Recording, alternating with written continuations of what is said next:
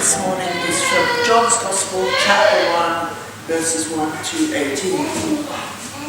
The Word became flesh. In the beginning was the Word, and the Word was with God, and the Word was God. He was with God in the beginning. Through him all things were made.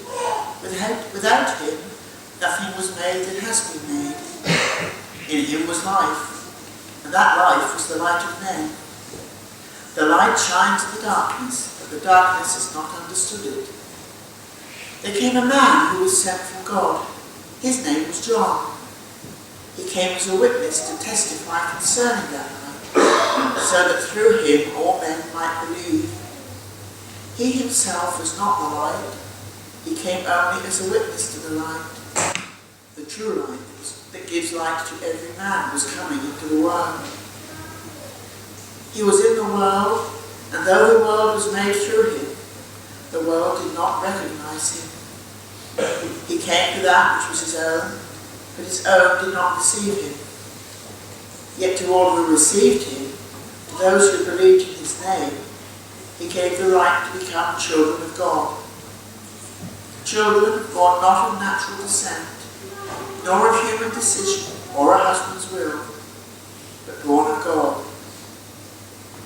The Word became flesh and made his dwelling among us. We have seen his glory, the glory of the one and only, who came from the Father, full of grace and truth. John testifies concerning him. He cries out, saying, "This was he of whom I said, he who comes after me has surpassed me, because he was before me." From the fullness of his grace we have all received one blessing after another. For the law was given through Moses. Grace and truth came through Jesus Christ. No one has ever seen God, but God, the one and only, who is at his Father's side, has made him known.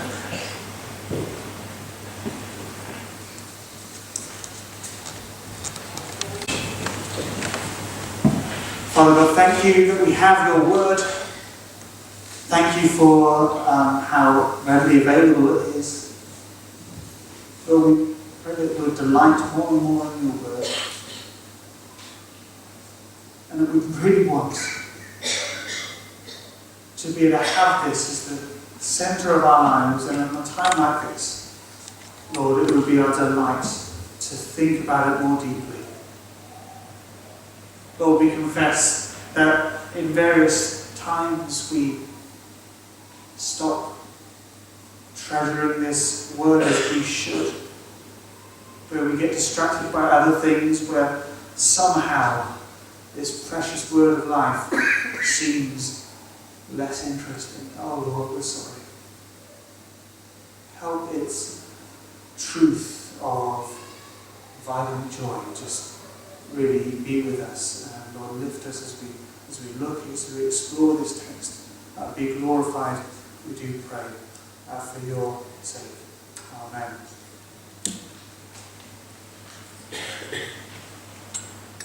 Now, what's the best way to introduce somebody? What's the best way of introducing one person to many other people?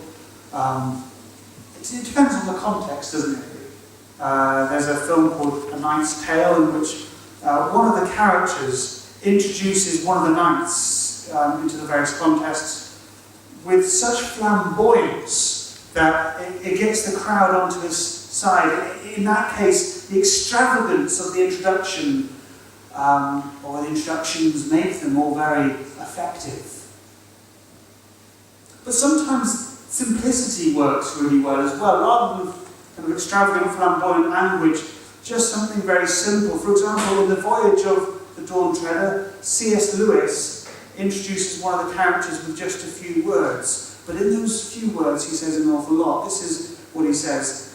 "There was a boy called Eustace Clarence Scrubb, and he almost deserved it." You know, in the Bible, it's interesting how people are introduced. King Saul is one great example, because he's somebody who is introduced in this really great building up kind of way. He's introduced as a man of good standing from a good family. He's impressive, he's without equal, he's a head taller than anyone else. It's a really quite grand introduction to the person as we first read about him in 1 Samuel. And yet, we may find some irony in such an impressive introduction when in the following chapter he's found to be hiding among the baggage, hiding from his calling to be king. But generally in the Bible and in life, introductions are important. And so it's interesting to see how Jesus is introduced, especially in the Gospels. In Matthew it starts with a genealogy, outlining the credentials of Jesus in terms of ancestry. In Mark, Jesus is introduced through the prophecy of a little bit from Isaiah and then through the prophetic ministry of John the Baptist. In Luke, we're first introduced to John the Baptist, but Jesus is introduced through the word of an angel, which of course also features in a different way in Matthew's Gospel. So in Matthew, Mark and Luke, we're introduced to Jesus through ancestry, prophecy and angelic proclamation. And in John's Gospel, we're introduced to Jesus in a different way still. John treats us to a theological treatise on identity and the mission of Jesus. Again, it involves John the Baptist, but it's quite a different approach to the other Gospels, and yet it points to the same thing. It provides us with what we need to know about Jesus as a starting point to the rest of the Gospel that follows, giving us a great insight into where we're going. And the details that John provides are the focus for us today. Starting with our first point, which is the Word who is light. Verses 1 to 5. The Word who is light. Now, before we continue, it's worth clarifying straight away that as Dot was saying earlier, when we read about the Word, this is Jesus, and this isn't something that anyone doubts, because, for example, verses 15 and 30 are clearly about the same person. This is in relation to what John is speaking about. The Word is identified as Jesus, but look at what verse 1 says about the Word. In the beginning was the Word, and the Word was with God, and the Word was God. In the beginning, what else starts with those words in the beginning? Well, we know this, don't we? And I'm sure every single person here has noted the comparison. The very start of the Bible starts with those words, in the beginning. God created the heavens and the earth. In the beginning, God, says Genesis. And here in John chapter 1 it says, in the beginning was the Word. That was time before the universe was created, when only God existed. In the beginning was the Word. In other words, before we even get to the end of this sentence, we can see quite clearly that the implied message from John is that the Word is God. And yet he is also with God. In the beginning was the Word. So when there's only God, in the beginning was the Word.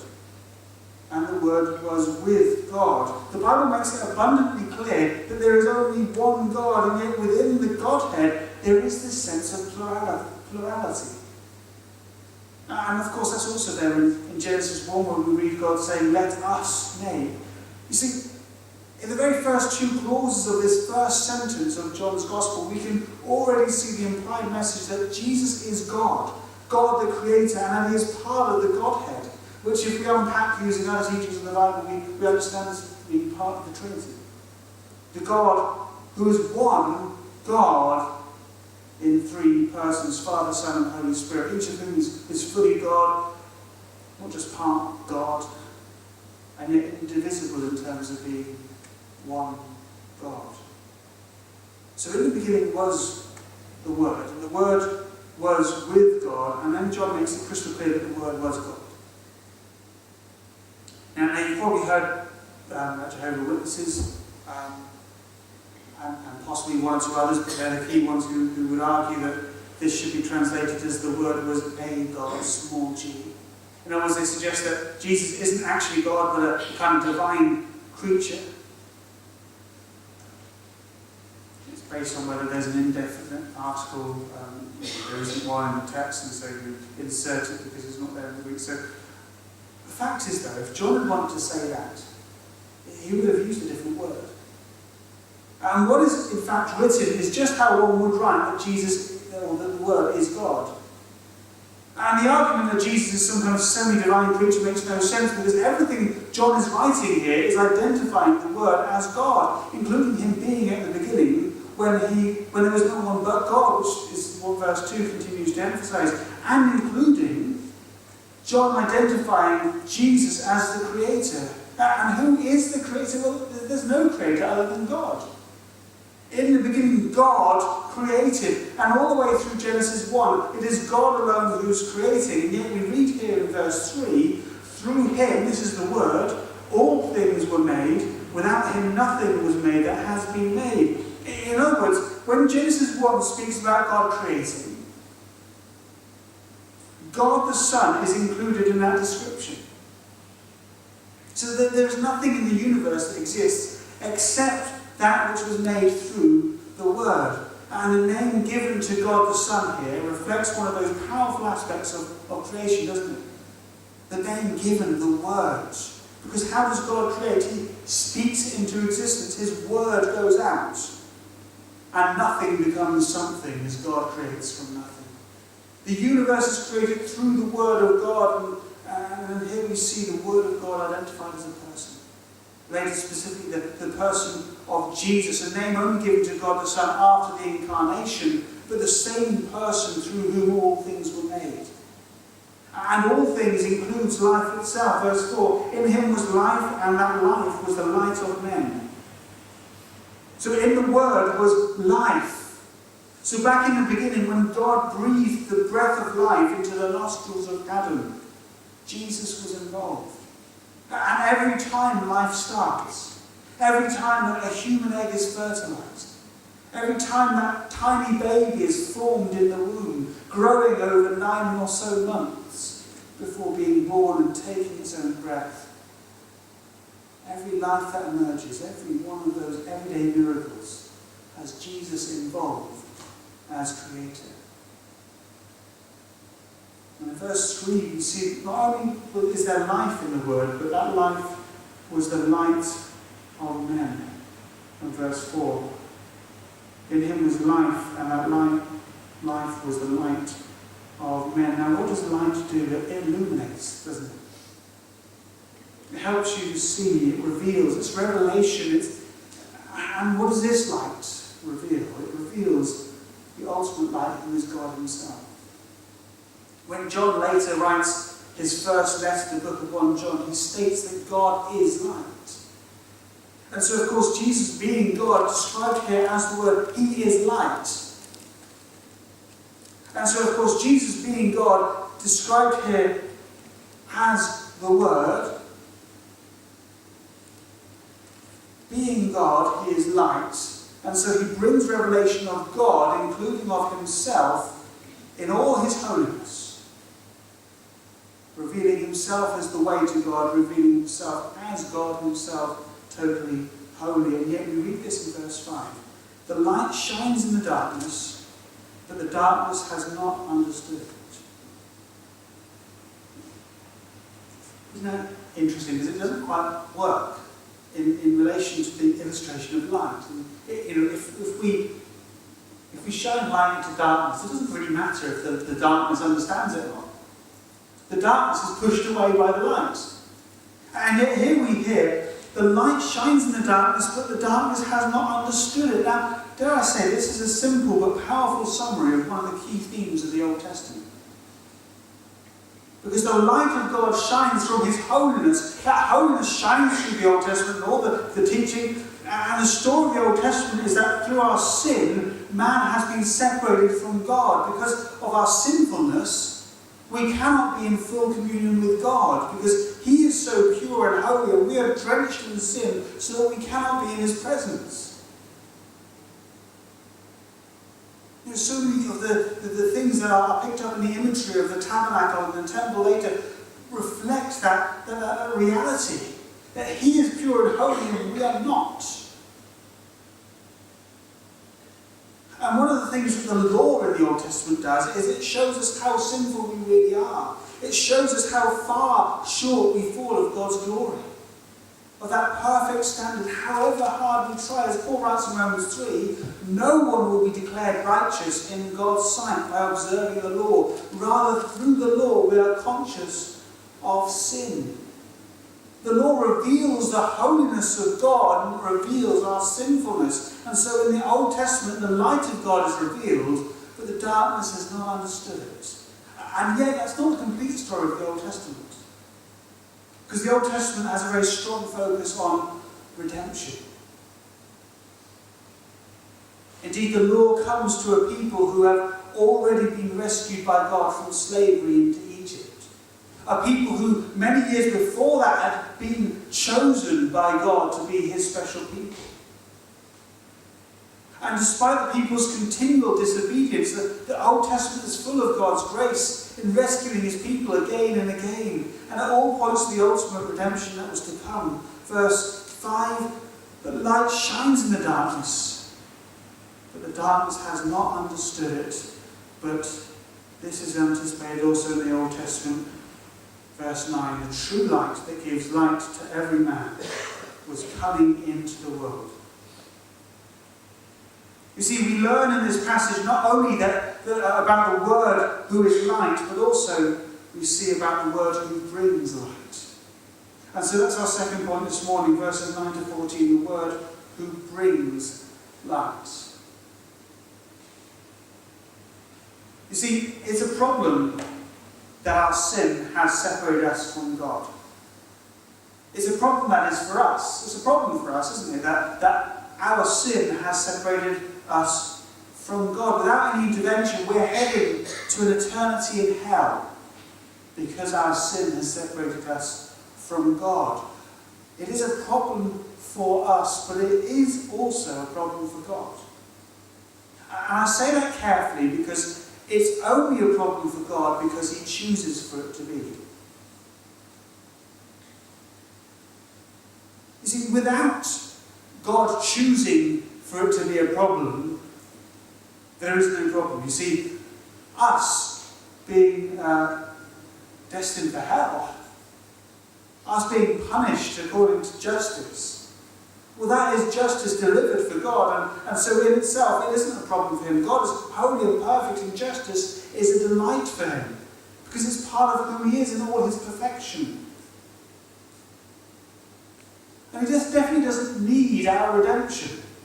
He doesn't need reconciliation to us. He doesn't need us in any way, except for the fact that he set his love upon us. And in his love for us, he wants to bring redemption.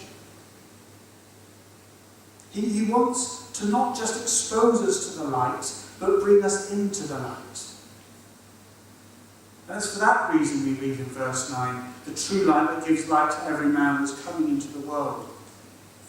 And this was always the plan for God to bring about redemption by coming into the world. You see, the Old Testament law helps us to see that we cannot do it ourselves. We cannot be perfectly righteous. There's just no way in our own strength. We need God to do something for us. And that's not just a New Testament revelation. That is shown again and again in the Old Testament, how insufficient even those sacrifices are. God wanted to do something for us, but as one of my old theological lecturers used to enjoy pointing out, just because it sounded so wrong, God, just as God, could not do it. It sounds wrong to say such a thing because, to say God cannot do anything sounds wrong, but of course there's many things that God cannot do, and we praise God for that. God cannot lie, he cannot be untrue to himself, and he cannot be untrue to justice. Ignoring our sin, pretending it didn't happen, they're things that a totally perfect and just God cannot do. He is fully holy, and it is impossible for God, who is holy, to be in full communion with those who are still covered in the guilt and shame of their sin. God could not bring about our redemption. For that to happen, he had to be one of us. Part of humanity, a child of Adam. That's the only way that God the Son could represent us on the cross where he died for our sin. He could only be our representative if he was truly one of us, which is what makes verse 14 so significant, where we read, "The Word became flesh and made his dwelling among us." Because he was one of us, he dwelled among us. He was able to live the perfect life we cannot live. He was able to demonstrate perfect obedience to the law, which we all fail to do, don't we? Making it clear that when he was crucified, when God's wrath poured out upon him, it was not because of his own sin. He had not sinned because he was perfect. Because although he was truly one of us, although he was truly man, he was still God, he was still a light, still fully God, but now also fully man, fully experiencing a life among sinners, a life full of pain and struggle, a life that included temptation. In Hebrews 4 we read that we do not have a high priest who is unable to sympathize with our weaknesses, but one who in every aspect has been tempted as we are, yet without sin. Jesus experienced the reality of being a human, which means that he can sympathize with our weaknesses, because he's been through the same kind of things that we have. And yet, unlike us, he never sinned.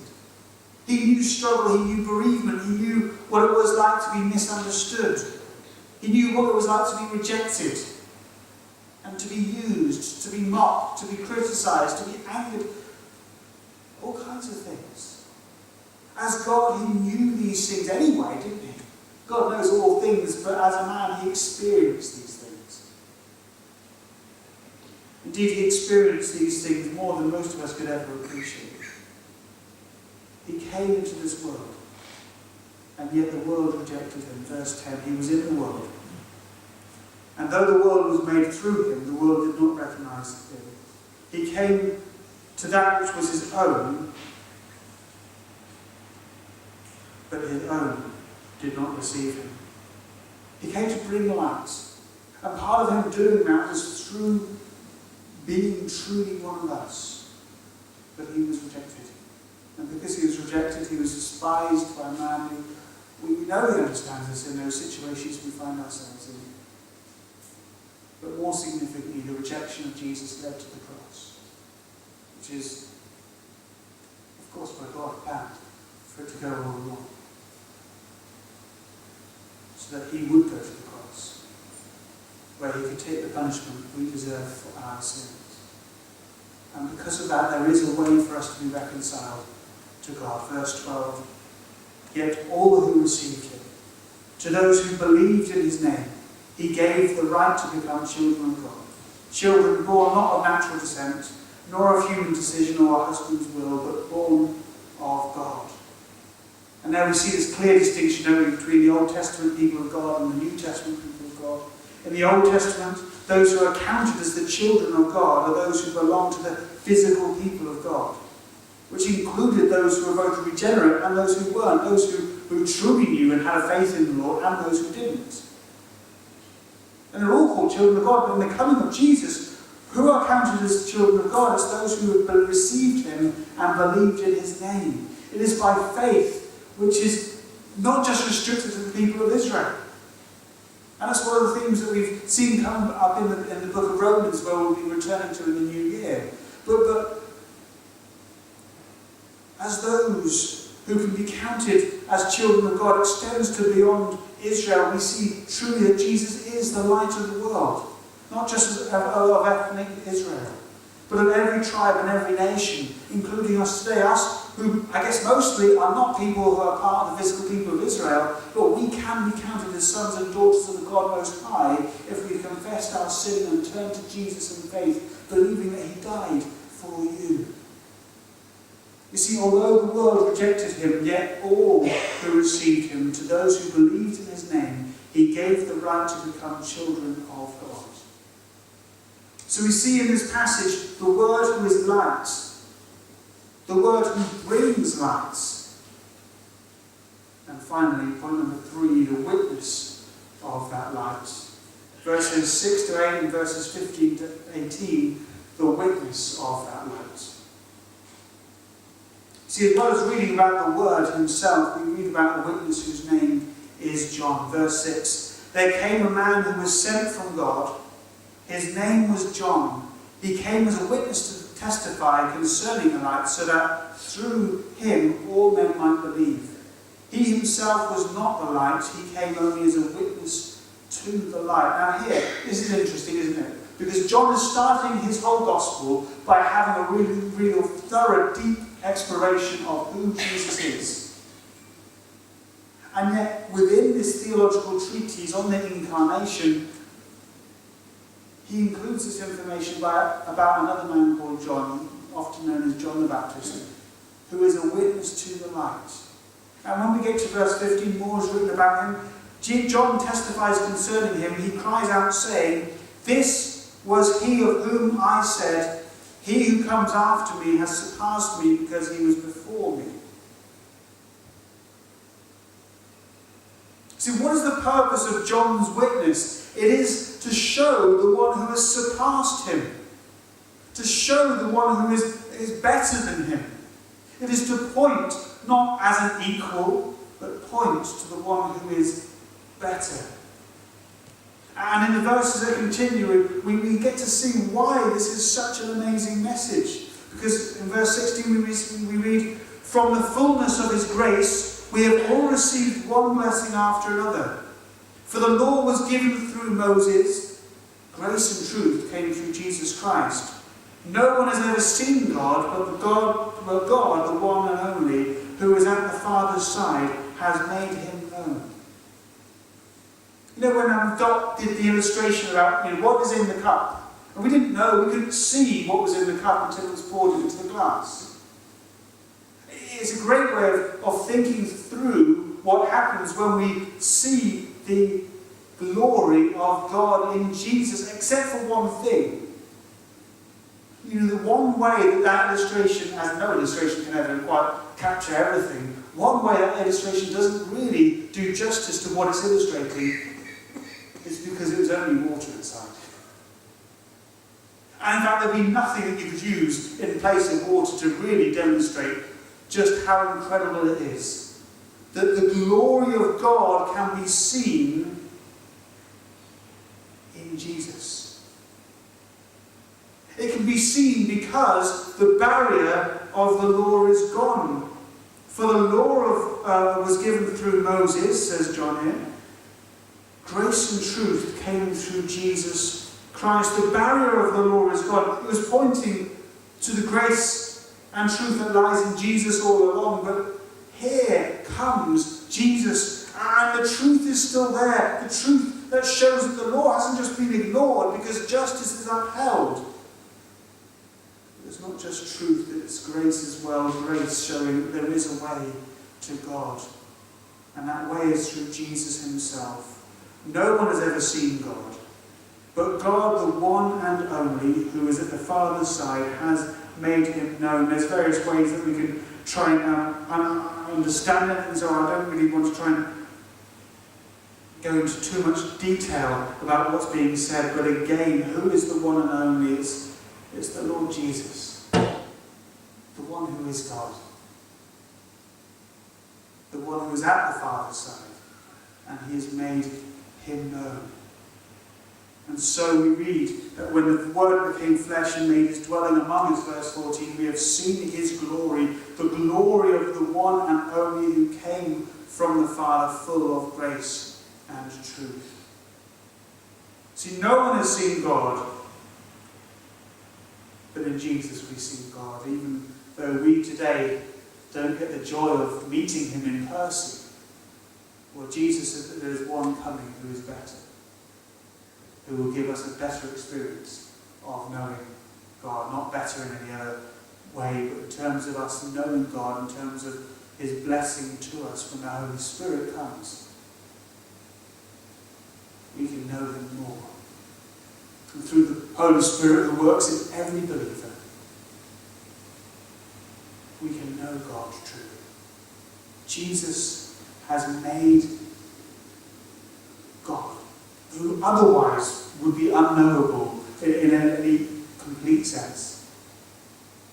He has made him known. And this is such joyous news, isn't it? You know, it might have been intriguing to know what was in that cup of Dot's earlier. But this is more than intriguing. To know God. To know the one who is the creator of the universe. The one who put all things in place. The one whose handprint we see on so much in just the glory of everything. And the detail of everything around us. It's such a wonderful thing, isn't it, to be able to just either look at and see the beauty of maybe the scenery around here and just take in the vastness. Or it may be equally spectacular to think about some of the details or some of the ways our mind works or all kinds of things that may fascinate us. We're all made differently, aren't we? And so different things will fascinate us in different ways. But it's good to dwell on those things because those things point to the fact that God is so majestic. God is so powerful. And we can know Him. We can know Him. And it is significant, isn't it? That at the heart of the introduction to Jesus, we read about John the Baptist being the witness. Because as we go forward in the story of life of Jesus, he makes it increasingly clear that there are those who are to be his witnesses going forward as well.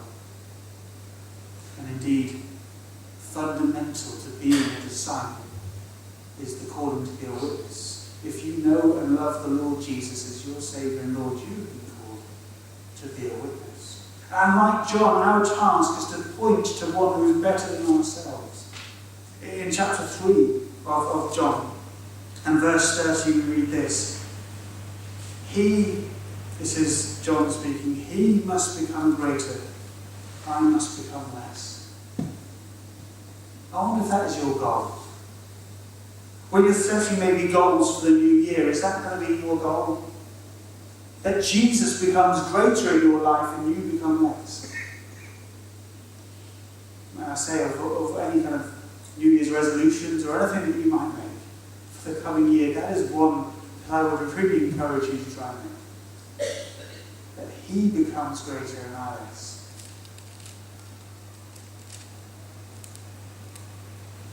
Like John, we've been called to be witnesses who make more of Jesus and less of ourselves. We are called to introduce Jesus to people. And just as the gospel writers introduce Jesus in many different ways, there are many different ways that we are called to introduce Jesus. I wonder, how have you done in 2019 in introducing Jesus to people? I wonder whether every introduction that you've made, whether intentionally or unintentionally, has shown what a wonderful, glorious Saviour Jesus is. I wonder how you will be introducing him in the coming year as well. Will you be showing what an incredible Saviour and Lord that Jesus really is? Let's introduce Jesus to as many people as we can this coming year in the most meaningful and helpful way. Whether we're going to come out with some flamboyant speech or just keep it nice and simple or just keep it in a whole variety of ways, let us show how great Jesus is as we introduce him to the many people that we will encounter in the next coming year and far beyond. Let us do that for God's glory. Let us echo those words of John. He must become greater, I must become less. Let's pray. We thank you that this great and glorious God that you are has time for us, has love for us, so much that you would come down to this earth for us. Thank you that that love extends so far that Jesus not only took on flesh took on the guilt of our sin and took that punishment on the cross. Lord, we pray that we would have faith in the Lord Jesus. We ask that if there's anyone here this morning who has not yet put their faith in Jesus, that you'd work in their hearts. And for all of us who do know him, Lord, we pray that we grasp more and more how intrinsic to being a disciple it is to be witnesses of Jesus and what he has done for us and what you have declared in your word. Help us, we pray, to share that incredible news that Jesus came for sinners like us, to reconcile us to you, not through any effort of our own, because we cannot achieve any kind of redemption for ourselves. We cannot be regarded as perfect. But Lord, through Jesus, he has taken our sins, and that righteousness of his life can clothe us if we've trusted in Jesus. What good news that is. We pray that in this coming year, we would joyfully, willingly, and with every exuberance we can, share this good news of Jesus with everyone we can. For your glory we pray.